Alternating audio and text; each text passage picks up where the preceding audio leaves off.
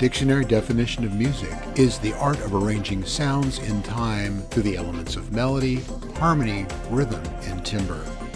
Low Pass Filter is a show about the nature of this thing we call music, how it functions in people's lives, how it's contextualized by society, and why we find certain music meaningful.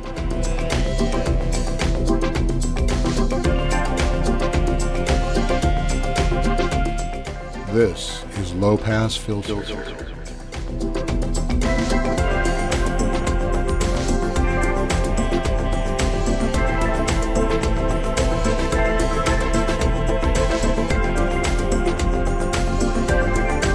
Hello and welcome to Low Pass Filter. This is a show where we talk about music and what it means in our lives.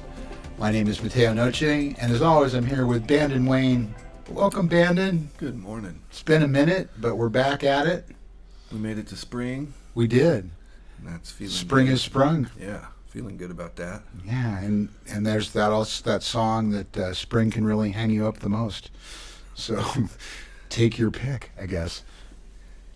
I don't know that one. Oh, okay.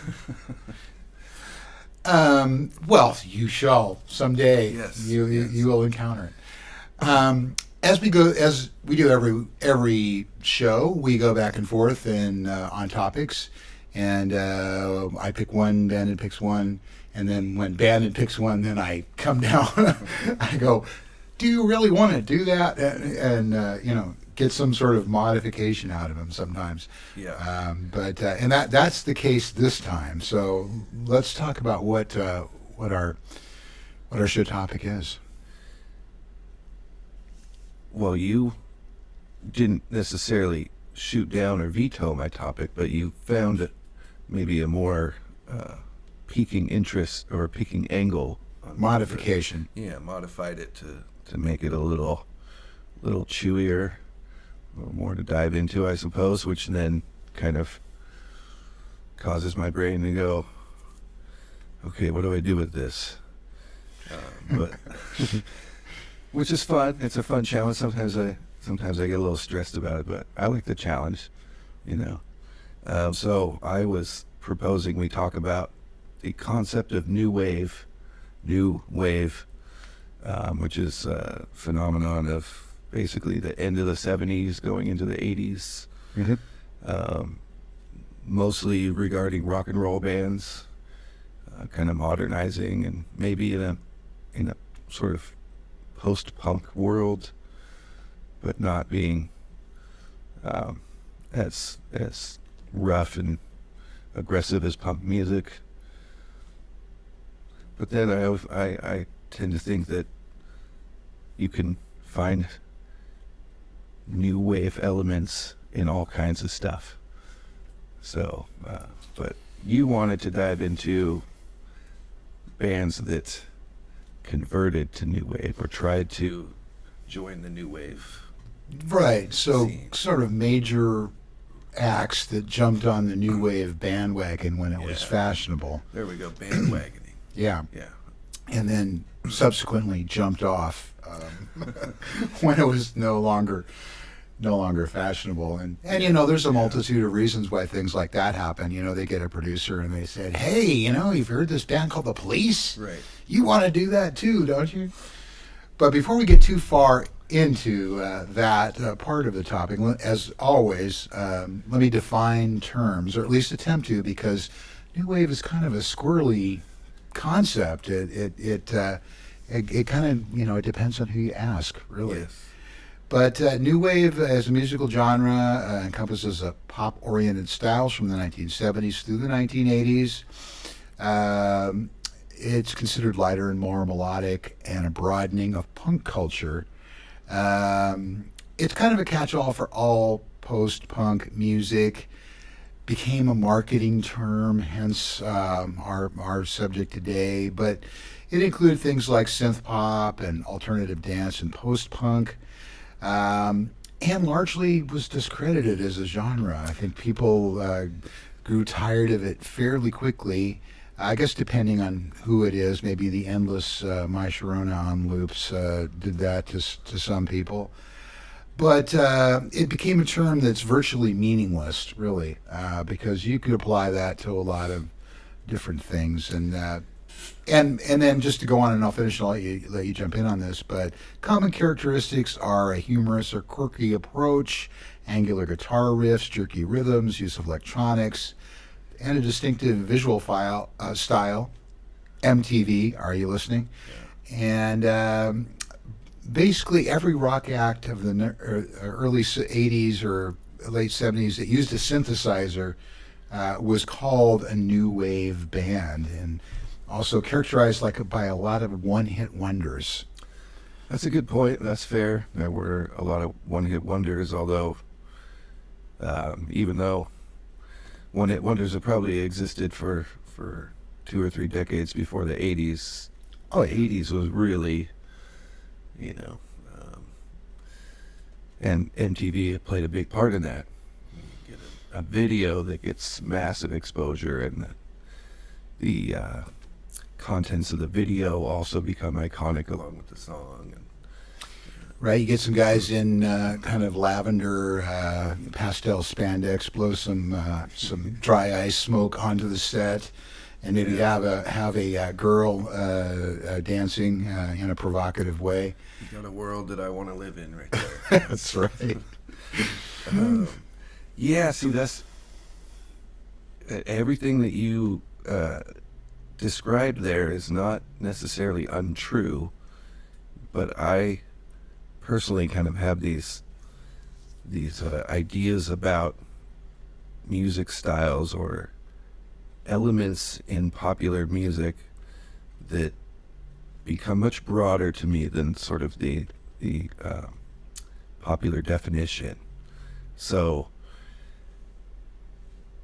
recently I've kind of just had this feeling about a lot of music as being wavy. So there's the idea of new wave pop or new wave rock and roll, but I start thinking there's wavy elements in all kinds of stuff. Well, sure. I mean, the term itself comes directly from the French New Wave of motion pictures, François Truffaut, A Day for Night, all those kinds of movies. The New Wave of French filmmaking, which was trying to break the mold. There was a lot of cinema verite. There was just like a lot of stuff just thrown down. So it could be people smoking lots of cigarettes. Oh, they've been, and stuff like that. And so that's where that term came from. Yeah. So not completely synonymous with avant-garde, but in a similar way. Yeah. Kind of the cutting edge, the new approach to things. And so I guess in a way, the term new wave has a much more positive connotation to me than it might to someone else. As you were talking about that, also I was recalling the character. He's a musician and a journalist that is in the film Decline of the Western Civilization, where he famously says there is no such thing as new wave. New wave doesn't exist. I go the other way. I think new wave very much exists and is a relatively important concept or era in popular music. So, well, as someone who was in new wave bands in the era, I put a lot of stock in it at the time, and I think some of the work that we did was pretty good. So I don't think it's as thoroughly discredited as a lot of people do, but I think people look back on stuff like that, or they get tired of it. So then they're looking for the next new thing. You were a new waver. I was ground zero. Absolutely, yeah. I wore a sparkly vest and a string tie and all that kind of stuff. So skinny tie posers. Yeah, totally. That's yeah, what the punks thought. Absolutely. Yeah. Why don't we just? I don't see any reason why we shouldn't just dive into the list and just to flesh out. I think we said this, but let me repeat. In danger of repeating myself, is like today we're going to talk about established acts, maybe even corporate rock kind of major acts that decided to jump on the new wave bandwagon for one reason or another. To I think maybe in an effort to try and remain relevant. Somebody told them that they had to do that. You better get yourself on MTV because that's where all the records are being sold. Yeah. So for whatever reason, whether it was truly artistic or whether it was just in search of a new buck, a lot of acts. Well, not a lot, but a few of some acts that you wouldn't expect kind of turned to that. Oh yeah. And even the ones that didn't go full new wave, they also adopted a lot of the trappings of a new wave bands. There's the the sort of the gated snare, the synthesizers, all that sort of things. I mean, I didn't put them on the list, but I have a James Taylor record that while it's not new wave, but it's got all of the flavors and instruments that you would hear on a Thomas Dolby record. So. Hey, it might be a wavy album, on some level. I'll have to investigate. Okay. I listen to a lot of James Taylor, but I think you said an important word there, which is relevant. To remain relevant, I think that was a big part of artists who we don't generally associate with falling under that category. So I'll just jump in with probably the biggest one on my list here, Clones by Alice Cooper. Yeah, I have that one too. From his album called Flush the Fashion, which was right around 1980, I think. An artist considered a heavy rocker, a shock rocker, a proto-metal artist. That's a great record, and it really has those components. And the song Clones in particular, to me, sounds like it could have been written by Rick Ocasek and Benjamin Orr from the Cars. Right. It really feels like they could have written that tune. It's a banging tune to me, and it's got a prominent synthesizer line up front. And there's a reason for that, and that is because he had Gary Newman on that record. Well, there you go. Gary Newman and also one of Gary Newman's songs on the record, and he produced that. Okay. And Alice was in full new wave fashion there. He cut his hair. Yeah. And wore again like she was like wearing black shirts and black pants, skinny jeans and stuff like that, and no cool makeup or any of that thing. So he really bought into it there for a minute. And to good effect. It was done well, I think. I don't know if I necessarily would have wanted him to stay there and continue that, but I think he kind of hit that one out of the park for going in that direction. And interestingly, this song ended up on the disco charts. It hit number 69. That's interesting. On the disco charts. I guess I could see that. It's got a steady beat to it. To me, it's more new wave rock than disco, but there's a little crossover there, I suppose. So that's a good one. Yeah. That was agreed on that one. Yeah. Topper on my list. I guess I'll just go down in the order I have these. They're not in any real order, but to me, the album "Emotional Rescue" by the Rolling Stones has a new wavy vibe to it. Yep. And the title track may not be the best exemplar of that, but that song rules. It's a little bit different vibe for the Stones, not too far off, but just the production of the record. And that's actually another component, I think, to this whole thing. You were starting to talk about the gated snare sound and stuff like that. That's part and parcel with this concept of going new wave, I think, is the production value. Right. Well, it's funny because I recently had a conversation with a friend of mine about the Stones and about this era of the Stones. He's kind of the opinion that nothing good happened after 1971. I disagree, and I actually liked this era of the Stones. They they also did their reggae tour. Yes. They also, kind of went that way too. I think it was always still the Stones. I think they wrote some good songs in there. But yeah, I agree. Emotional Rescue, that whole record really had the new wave, and it was in the air. It was. In the air, yeah. And that's one good thing about the Stones is, as pure and rootsy as they were, they were conceptual. Each album was its own concept, I think, in style, and so it wasn't a turn of the record company. And of course, the Stones never had anything dictated to them. They were too powerful in their own right. So I think it was an artistic choice. They were enamored with the reggae movement happening, and there is a reggae-oriented track on that album. But then they were also doing "Don't Look Back" with Peter Tosh, and well, the Black and Blue record was a lot of reggae flavor influence in that too. Yeah, so But I think the Stones knew what they were doing with the kind of new wave flavor, and it worked well, in my opinion. well, let me chip in a couple here. The first one I have on my list is one of the most dated records I own. It's called the band is called Little Village, Oh yeah. and the song I picked is a thing called "The Solar Sex Panel."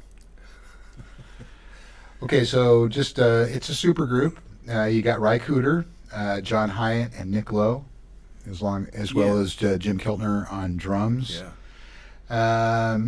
And some of the most talented people in the business, but all the talent in the world did nothing to stop the gated snare synth overload on this particular record, and it's just a bad choice for some really talented people to make. So that's interesting because I feel that those are artists that you happen to really like. Yep. And yet this didn't feel so good for you. It's terrible. It's really bad. Every once in a while I get it out, and I think I might give it a little spin, and maybe for a radio show, and just and I put on about 30 seconds, and I go, okay, back on the shelf it goes. And even that song that you cite is, It's just so swarmy and just so. You've got one of the best guitar players in the world in Ry Cooder, and yet you've gone to synthesizers, and it's just like a waste of talent, in my opinion. But it was what was happening in 1981, right? And so they're not immune from the infection of new wave. So. Just to now I want to hear it again. We get that used CD coming around every so often, and I don't think a lot of people know what it is. It doesn't feature their names on the front of it. Right. You have to be aware of them. Yeah. That's too bad. I mean, I could even see John Hyatt doing something cool with new wavy production value. Well, it's interesting to note that none of them ever did anything like this again. It was a one-off, and I don't think they're particularly proud of it. Next up, I got Linda Ronstadt. How Do I Make You? Okay. Just a harder edge for Linda, no desperado in sight, and said to be a bit influenced by the Knack hit My Sharona, which we mentioned here. And I think that's the understatement of the last century, basically. I think they just basically transferred the whole thing to Linda, and as close as they could get without getting a copyright lawsuit. So the song actually, that sounds like... Yeah, it's kind of a post-punk flavor going on, and wow. Very repetitive, and yeah. Totally not on my radar. I want to hear this now. Right. Well, and then I'll do one more. and then I think it's almost time for a break, but this one in particular kind of is the impetus for this whole, my suggestion for this, and that is Joni Mitchell's Dog Eat Dog. I know the album art. I've never dived into that album. Yeah, I mean, Joni and with her new husband Larry Klein went all in to new wave, including songs that were produced by Thomas Dolby, performed by him. He basically did the synth programming for this record, and it's a very distinct departure. And I was noticing and looking at this is that when you look at our Spotify list, which you'll see in the description below, for those of you who are watching us on YouTube, it's the only Joni Mitchell record that does not appear on Spotify, which tells you something right there. She plays no guitar on this record. It's focused entirely on keyboards and in fact the Fairlight CMI sampler, which was on a lot of new wave records at the time. And I remember as a being a keyboard player and somebody who was making records for myself and other people at the time. The Fairlight was just like the unobtainium sampler when sampling was new, folks. So she's been running fast from this record for 40 years, and I actually don't hate it. I don't hate the record, but it is incredibly dated and incredibly derivative. Man. Well, first of all, I'm annoyed with myself for not being aware of what that album sounds like. Admittedly, it's because I've been kind of standoffish with Joni Mitchell for a long time, although there are stuff by her that I really like. I really love her album Hejira, that period with Jaco Pastorius and where she was going there. But I've seen that album art for Dog Eat Dog. Just no one ever told me, hey, maybe that's because it puts Joni Mitchell fans off. Perhaps, I don't know. But everything that you've described about it sounds awesome to me. So I want to hear this now. I mean, you mentioned the Fairlight. To me, that's a revolutionary, production piece in music history of that time. So, yeah, I think some of this has to do with her fairly new husband at the time, Larry Klein, bass player, producer. Who wrote a number of the songs on this, which is another kind of departure for her because usually she writes all the songs on every record. The song they're okay, they've got Joni Mitchell on them, so in my book that makes them good. Yeah. But I think she kind of got led down the garden path on this one, and she kind of never returned to albums that were slathered with synthesizers. Yeah.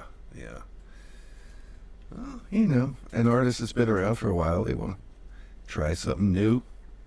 I think she's always organically kind of moved forward in time, trying to express herself. And absolutely. But I think it could be considered a misstep for somebody who usually, puts her best foot forward and does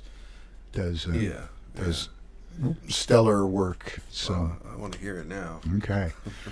Well, that's going to take us up to our first break. You are listening or watching Low Pass Filter, and we'll be back in just a moment.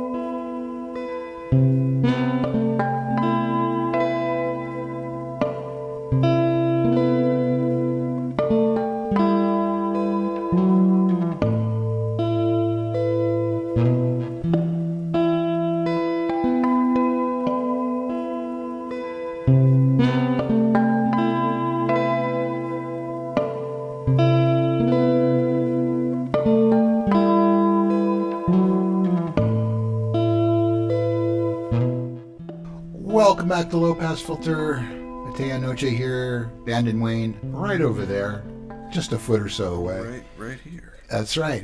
And we're talking new wave. My title for this was Keeping Up with the Howard Joneses. I like that. Yeah. I like that.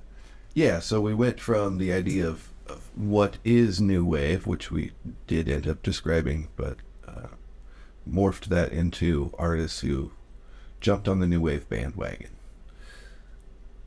In some cases, to sell records in the midst of the new style, the MTV era that was just getting going.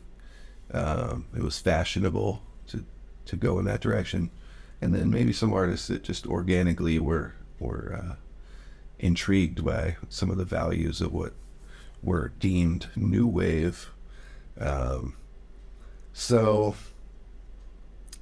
I don't know if this is a band that was bandwagoning, but I put Rock the Casbah by The Clash because they were of the original punk era, and that album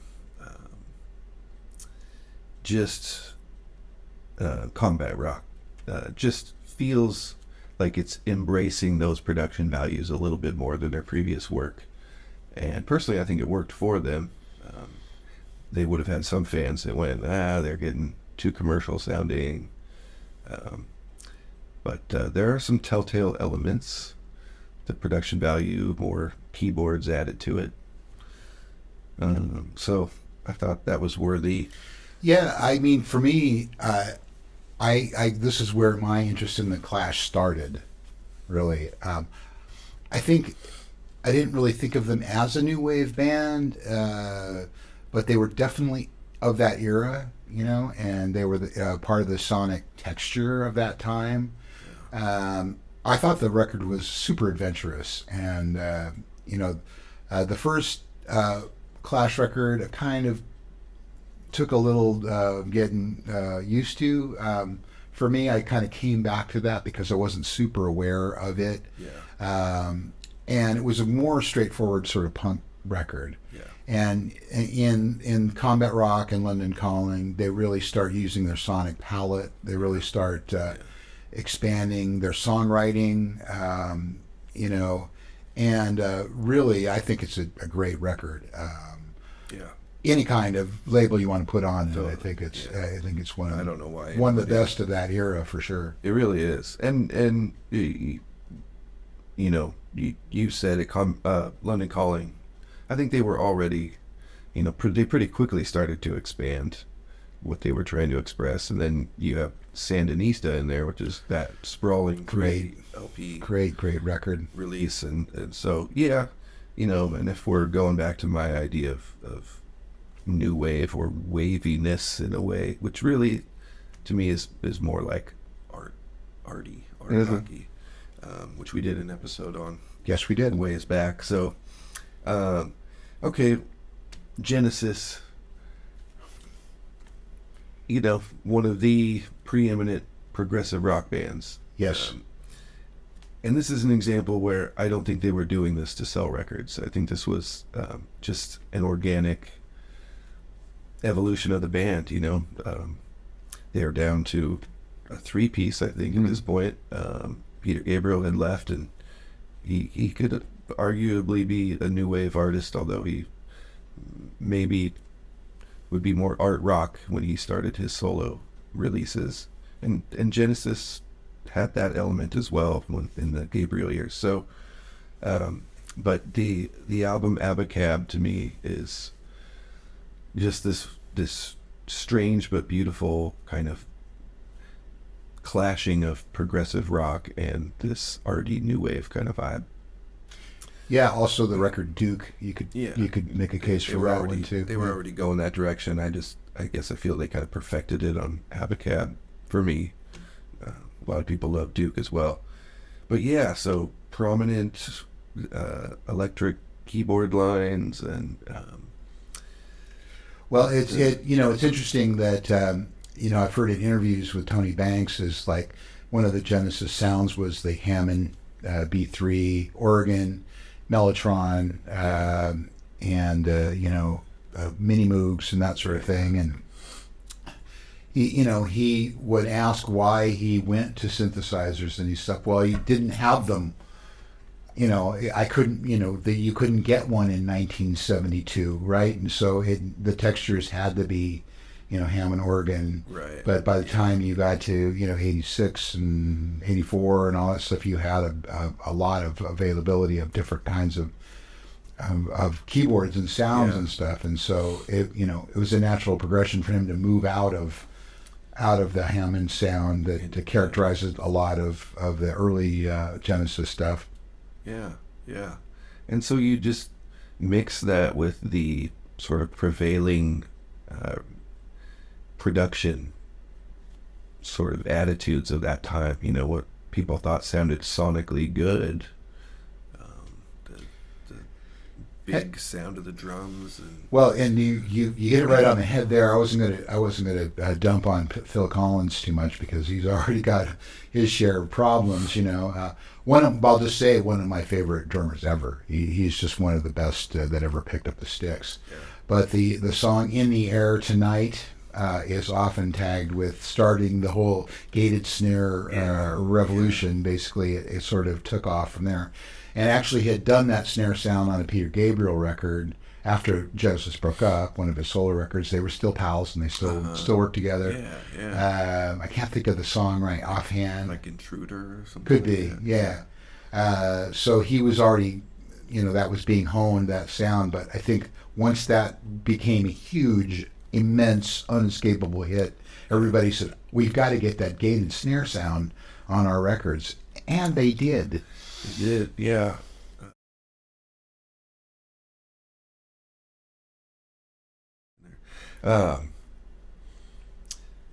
The Frida's solo record out of ABBA.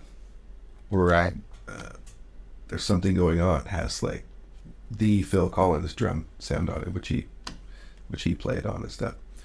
Yeah, I hadn't really thought of it that way, but that drum sound, which you end up hearing, like a great example would be on Power Station with Albert Palmer and the Duran Duran guys. And there were people who today will say they would like this album if it didn't have that dated 80s sound to it. Yep. And I go, I love that record because of that 80s sound. To me, it sounds fresh. Other people feel like it's the term is dated. It's too... I would use the term overused. I think it was just and I was guilty of that as well in records that I was on and I produced at the time. Everybody wanted that sound, and so we went about making it happen. And some with mixed results. But to me it's like more kind of otherworldly. I suppose it could be overused. I suppose I would say I don't want that texture on everything. Right. But sometimes it's a little puzzling to me when people feel that some of those elements of the 80s make it unlistenable later on. They're burned out on that sound or something. Yeah. Well, let's just throw in Shock the Monkey by Peter Gabriel. All right, let's do it. We don't have to talk too much about it, but obviously that's kind of connected with the Genesis thing, and he went off and became pretty new wavy. I mean, it could be said that he pioneered that genre, in a lot of ways, and that people were imitating him instead of him imitating other people. I like that, yeah. Yeah, I mean, he really, if you go back to the very first Peter Gabriel record, he was bringing those elements, into what he was doing. So, yeah, I mean, again, something that's set against the times and the milieu and all that sort of thing. I can see that getting lumped in, but I don't know if I would go for the him the selling out and just trying to be that. No, not at all. I mean, that converges with that previous topic of art rock music. I think there's some kind of overlap there, or in some ways that we're talking about similar things. And so even in this era of new wave, Peter Gabriel is still an art rock artist, or Oh yeah, coming from a very kind of avant-garde artistic point of view. So when you get to the album So, and you have songs like Sledgehammer, this one, Shock the Monkeys, off the previous record, Security, I think it was. yeah, but there's elements that really fit in to that era that we're talking about. So, and that song in particular, there's things about it that I think are just solidly new wave in the popular rock Absolutely. sense. Yeah. Okay, well, next up on my list is Grace Slick, All the Machines. Yeah. Uh, What happened to I don't know. Well, Jefferson Airplane? Grace Slick, of course, Jefferson Airplane, Jefferson Starship. Yeah. The Starship was a little more modern, rocky, but the Airplane was a '60s, twirly guitar band, and of course, Stone Cold Grace is just one of the best set of pipes. Yeah. I think ever to grace the recorded history. She was, in addition to being a little nutty, she was a fabulous singer, and but in this record she goes full new wave. It's synthesizers like our gated snare, our friend the gated snare. Just like wailing and improvising and doing just little short, precise bursts of weirdness, and but she really jumps on the synthesizer bandwagon on this and putting every ping and bip and pow of electronic pop. I gotta check that. Yeah. And the thing is, the songs are not that great. They're just kind of banal pop songs. But it's just how she goes all in on a synthesizer band and a new wave sound. I find fascinating. I gotta hear this. You're hipping me to some stuff. And I think we both have this band on our list, which is Queen. Good. Yeah. Yeah. Which one I picked Body Language. Oh, great. Off of that, and I just know at the time that when Queen, I'm going to use air quotation marks so that people can't see me, went disco, that they sort of lost me. Although listening back now, it's still the band, it's still great. Queen was one of the most innately talented bands ever. Each and every member of the band wrote a number one hit for the band. Okay. A lot of people don't realize that. They think it was all Freddie Mercury.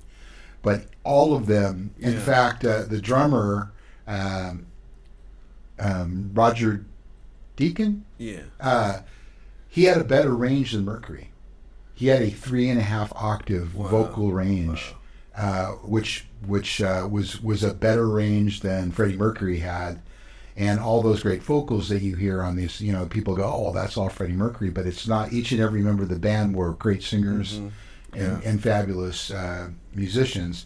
But in this case, they definitely went to the new wave side. Just a lot of synth bass and kind of Freddie moaning and groaning and just like a two-note riff that kind of goes to the whole thing, atmospheric guitar chords. I happen to love that song very much. And my Queen pick was from their album Works, and yours is from, that's the title of the record. Right. Body Language. Yep. Which has Cool Cat. What else is on there? So that whole record has this completely different texture to it than previous stuff. But I think Queen that's where my concept of waviness kind of comes in. That they were always, you know, they start out in this kind of hard rock era, little progressiveness in their early stuff, but they're always looking for something that's fresh and different, or willing to take chances, willing to try different things. And I kind of have the feeling that the whole band was really committed to it, even to the point that they might disagree, but then kind of work out, okay, we can make this work, because maybe that is a good idea. And so I think that track and that album is a great example of them doing that. Some people would hate that Queen. Well, a lot of people did hate it, in fact. And they lost, some of it was just a change to what people considered to be disco, which was a dirty word at the time. Yeah. If those of you who weren't around during that period might remember, like, anti-disco nights at ball games where people were invited to burn their disco records, and then there's also the sort of never confirmed, but sort of it was confirmed later, obviously, but at the time, Freddie Mercury, people started to figure out that he was a gay man. There was a huge amount of homophobia involved in the late 1970s and early 1980s. And I think that people put that off too. He wasn't that hard rocker dude anymore. So for me, I just missed this whole period and have sort of come back to it, and just really appreciate, the artistry that was involved in that band and everything they did. I just wanted them to rock forever, and that's a very teenage boy sort of thing to do, to rock like they did on Sheer Heart Attack, But, people can't do the same thing forever and be satisfied. Well, I take that back. People do the same thing for... Are you out there, AC/DC? People do the same thing forever. But I think people that don't want to lose their mind or just, punch the clock, I think that's a reason why people went to New Wave or whatever. They're like, hey, here's a new milieu that we can try out, just like trying on a new pair of clothes. And see, if that's something in there for us. Yeah, and I think with Queen, like, if you look at their body of work in retrospect, they were just so dimensional as a rock band. Yeah. And that's really the beauty in them as a rock band. And then you can go to each one of their records and parse them out, and they're not this one streamlined effect throughout the whole record. They're always trying different elements. Well, give us another one here before we go to our next break. So here, let's Rod Stewart, Infatuation. Okay. Now, that could be considered kind of on the disco side, but to me, it's new wavy. Okay. All right. You get no argument for me. I disagree. Yeah. Well, of course, Do You Think I'm Sexy, was a full-on disco song. I think a lot of people who, thought of them as the Faces in the early, like Stay With Me and all those kinds of things also looked at that askance, But he's the, kind of, blue-eyed soul rock singer from the 60s. Yeah. Took over fronting the Faces and part of the British Jeff Beck group. Yeah. So, to me, he went new wave. Yep. All right. And I love it. All right, I'm going to throw in one more before we go to break, and that is Abracadabra. Oh, God, I wish I would have thought of that. By the Steve Miller Band.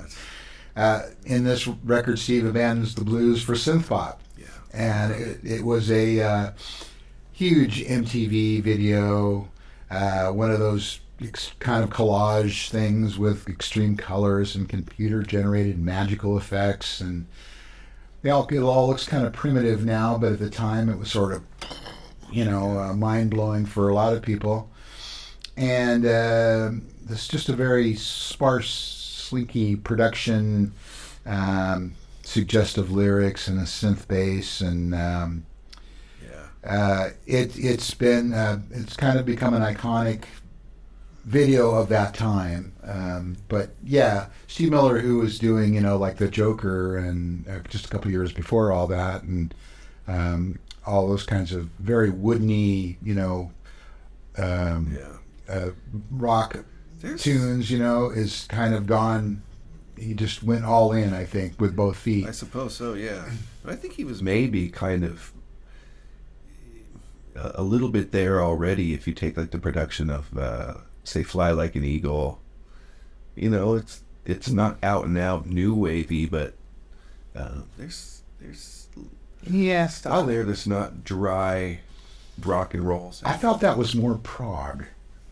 Maybe. And he actually stayed on this tack for a while. He did a record called Blue, which is very much in the Little Village vein of just overly slickly produced synth pop and gated snares, and just sounds like it of that time.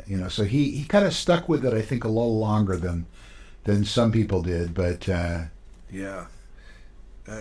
man, I was pretty young when I first heard Abracadabra on the radio. Oh, you couldn't escape it. What year did that come out? I think it was 1982 or 3. Yeah. Yeah, so I was like 8, 9 years old. And I think, at that age, like, magic is cool. Sure. So you associate abracadabra with, that's what a magician says. That's right. Makes a trick happen. And so that you hear a song where the refrain, you say it abracadabra over and over. It's like, I thought that was super cool. But today I still love that tune, man. That's a good single right there. Yeah. And we're not necessarily saying that this stuff is bad. No. Although, except for the things that we are explicitly saying is bad. But it can often be controversial. Right. Some people will go, I hate them now. They just ruined it. Exactly. For me. That's right. But we're a little more open-minded, I think. I guess we are. Well, believe it or not, it's time to take another break. You are listening to or watching Low Pass Filter. We'll be back in just a moment.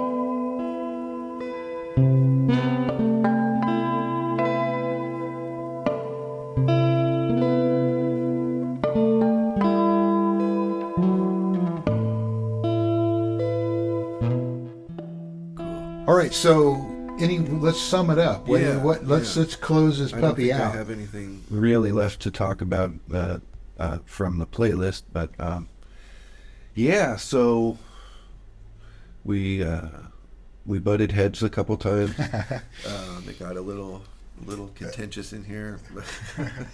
As contentious as it ever gets, which is not that contentious. But yeah, I think New Wave happened.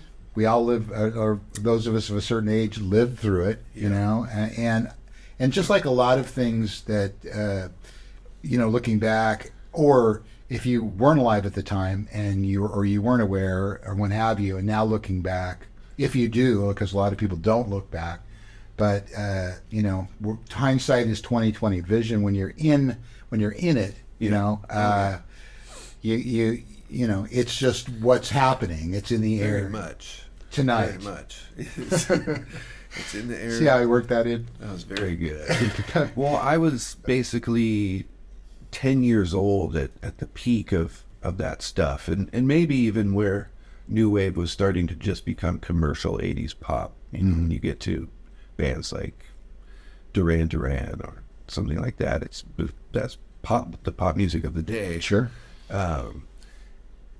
And I probably had a period in my life where I didn't think I was as interested in that music anymore because I'm moving on into other stuff, but then come back around to a lot of that stuff. And now I would say that I'm pretty obsessed with it, from all different angles, like we were kind of talking about, what is new wave? Is this new wave? Is that not new wave? From somebody like Gary Newman or solo Peter Gabriel, that is really more art and post-punky and avant-garde, to the more commercial stuff.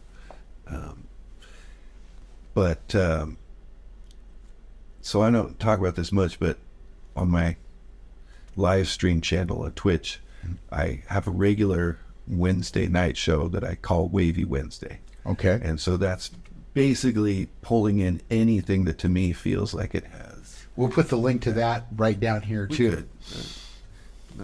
Not trying to push that on anybody. But yeah, so some time ago I came up with, Wavy Wednesday. And so that's my opportunity to pull in a lot of different stuff that to my mind can kind of by association fit under that one umbrella of new wave, but I like to say it's wavy. So Yeah. Well, there was a lot of great stuff, and so we're not throwing it out of the baby out with the bathwater here no, on this show. We would never do anything like that. and some of these artists who chose to do it, to jump on that bandwagon of new wave, did it to good effect. Some maybe less so. Mm-hmm. Some jumped on and bailed. We're looking at you, Billy Joel. You're all guilty. You all did it. Come on, admit it. Well, thank you, Bandon, for being here and Thank talking you. about this topic. Thanks. I want to thank everybody out there for listening and watching Low Pass Filter. You can find our Spotify playlists listed in the doodly-doo below if you're on YouTube. If you're not, well, you're just out of luck. But we're always interested in what you have to say, so you can find our email address and send us a note with comments and some ideas for our future shows. Yeah. And I think we got to give some appreciation to the people that watch on Access Humboldt, yes, because absolutely. they are really tuned in. We try to get more people to check out the YouTube video, but there's people that probably their favorite channel is the Humboldt Access channel, because Oh, the absolutely. diversity of stuff that they'll find on there. And Yeah, I hear from people all the time that have seen us on TV. yeah. So thank you for watching it. Great. Yeah. Well, Bandit, thanks again, and we'll see you all next time on Low Pass Filter. Thanks for watching Low Pass Filter.